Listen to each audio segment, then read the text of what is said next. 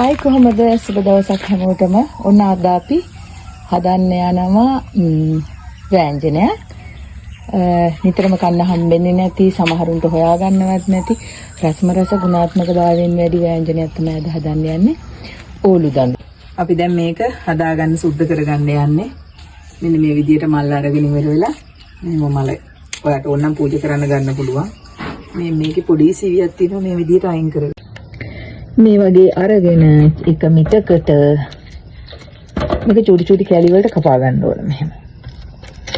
කපලා අර අපි කෙසෙල් මොහ හදන්නේ ලුණු දාලා පොඩි කරන්නේ. ආන් මේ විදිහට මේක පොඩි කරලා මේකේ අර වතුරේ තිබිලා කහට දැටි ඒක නැති කරගන්න ඕන. මෙන්න මේ විදිහට හීනියට කපාගෙන ඔයාලා මෙහෙම ලුණු ටිකක් කලවම් කරලා හොඳට අතින් පොඩි කරන්න ඕන. පොඩි කරලා හොඳට හොද ගන්න ඕන.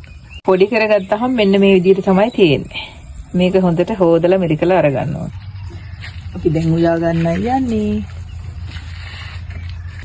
අපි තෙල් ටිකක් දැම්මා. ආණයක් දාගන්න. එන්න මිරිහවුසක් දාගන්න. ඊට පස්සේ අපි දාගන්න ඕන මේකට රම්පේ කරපිංචා ලුණු ඒ ටික දාගන්න ඕන. හොඳට ගන්න. නැති බලඳක් කියලා දරලිකේ උයනකොට හරිම සුවඳයි රසයි.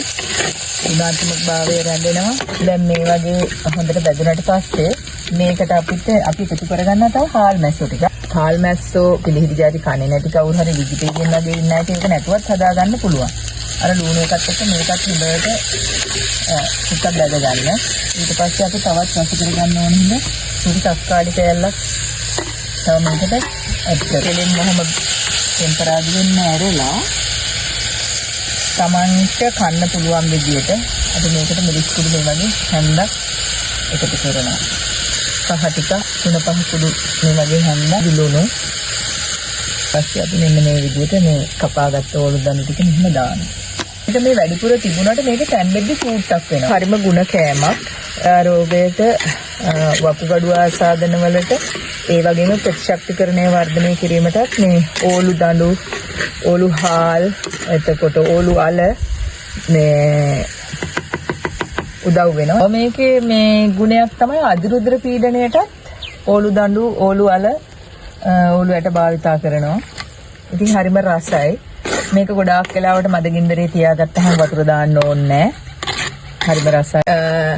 ඔන්න දැන් අපේ ඕලු දඬු මාළුව වෑංජනේ හොඳට ඉදිලා ඉවරයි. තැම්බිලා ඉවරයි.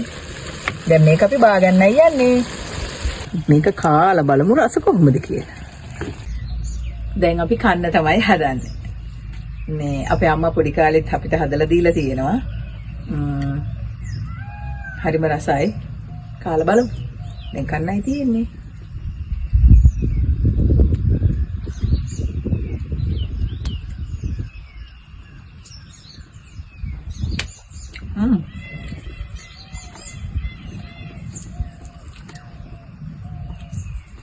පංකාදු පහයි